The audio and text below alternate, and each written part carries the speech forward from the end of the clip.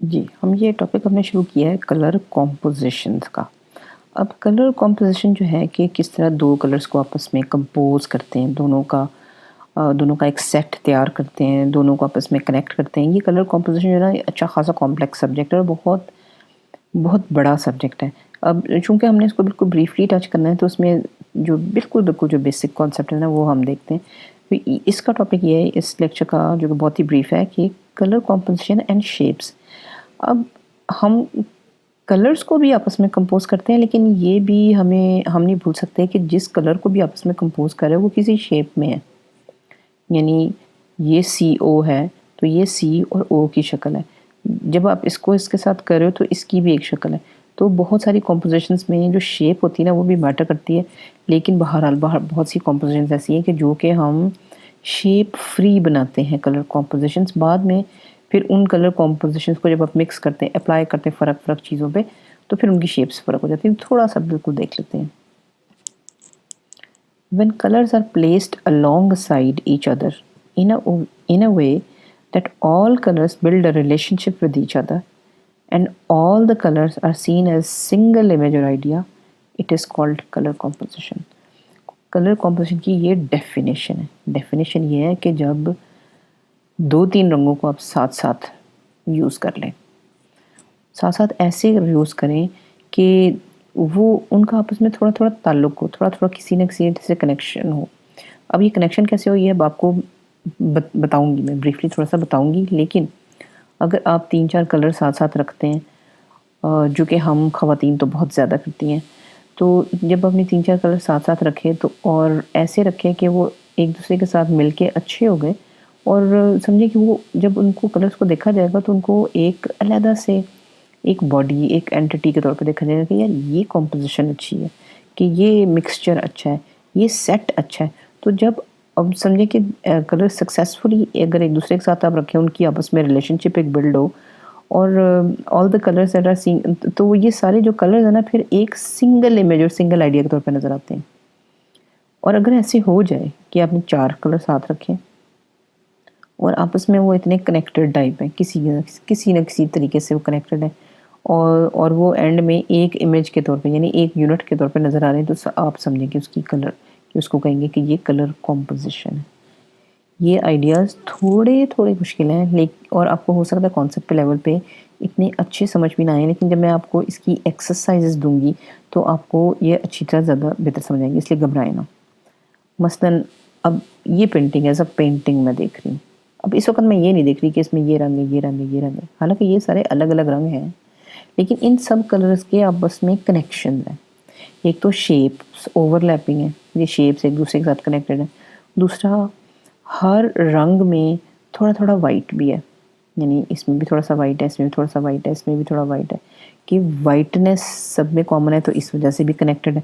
दूसरी बात है, नीला बहुत ज़्यादा कॉमन है, कि इसमें भी अभी देखिए हल्का पर्पल और पिंक का शेड है, इसमें भी हल्का नीला है, इसमें भी है, इसमें भी है, ग्रीन में भी है, इस ग्रीन में भी है। हर एक में थोड़ा-थोड़ा नीला कलर भी है। इसका मतलब है कि सब कलर का, सिवाय येलो के, सब कलर का नीला होना भी इसको आपस में जोड़ रहा है।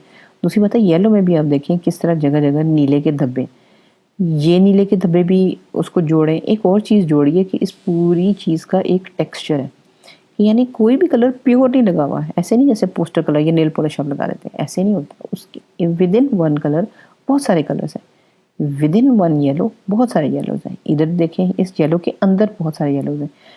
तो समझिए कि ये कॉम्पोजिशन ऐसे बनी हुई है कि यहाँ से लेके यहाँ तक, यहाँ से लेके यहाँ तक, हर जगह पे जो भी आप छोटा-सा एक दायरा भी लगाएँगे, उसमें एक रंग नहीं, कम से कम 6-7 रंग हैं।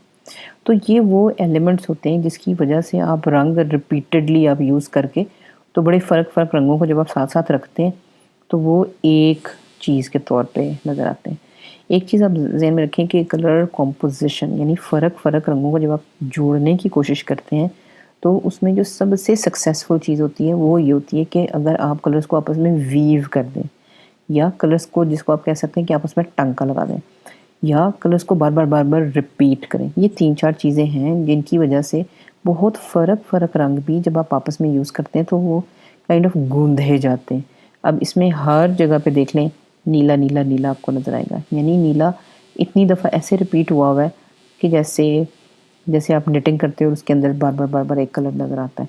इसी तरह येलो भी, अब देखें ये जो ब्लू वाला पार्ट है, ब्लू वाला पार्ट में उसमें भी येलो का ज़रा सा शेड है, यानी येलो को भी जगह जगह थोड़ा थोड़ा रिपीट करके, यहाँ थोड़ा थोड़ा रिपीट करके, यहाँ देखें, यहाँ देखें, यहाँ देखें, हल्का हल्का यहाँ ये पिंक के बीच में जो एरिया, ये इसलिए है कि उसमें ज़रा सा येलो कि रिपीट भी किया हुआ है।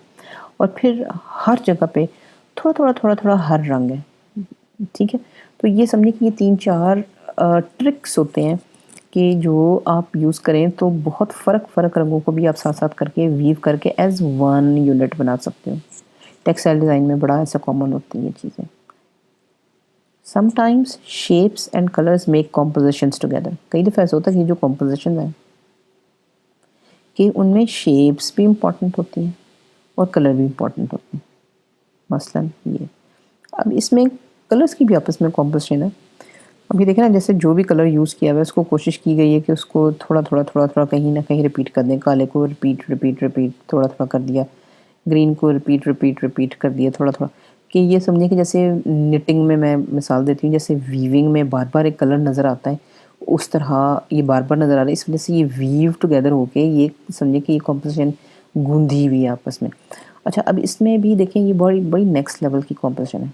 ये ऐसे है कि अगर आपने ऑरेंज यूज़ किया, मिसाल के तौर पे ऑरेंज, और आप कह रहे हैं कि मैंने बार बार इसको रिपीट करना है, तो अब उन्होंने किया ये कि उन्होंने रिपीट जो किया ना, ये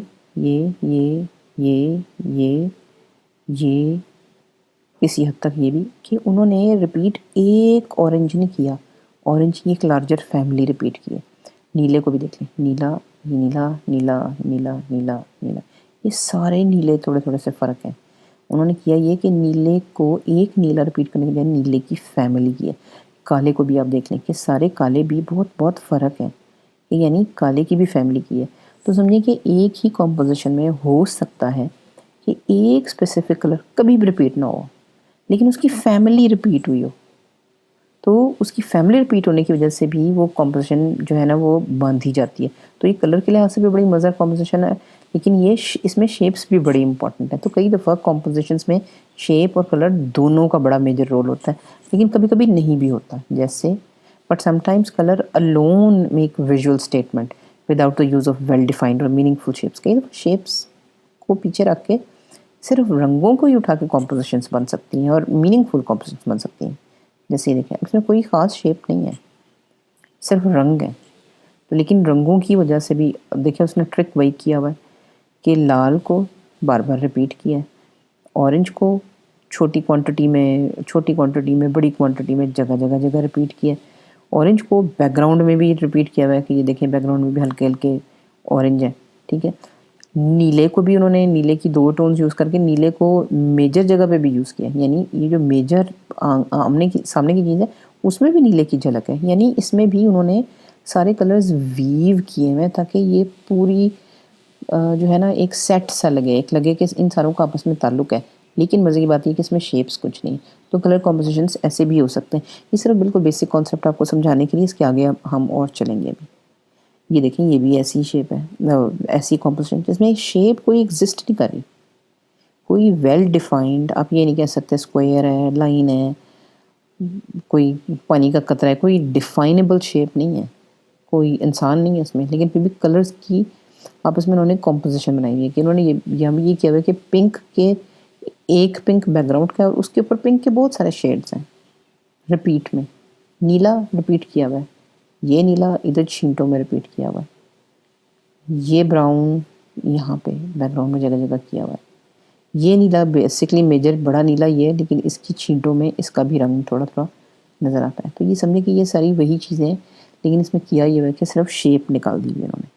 थैंक यू वेरी मच।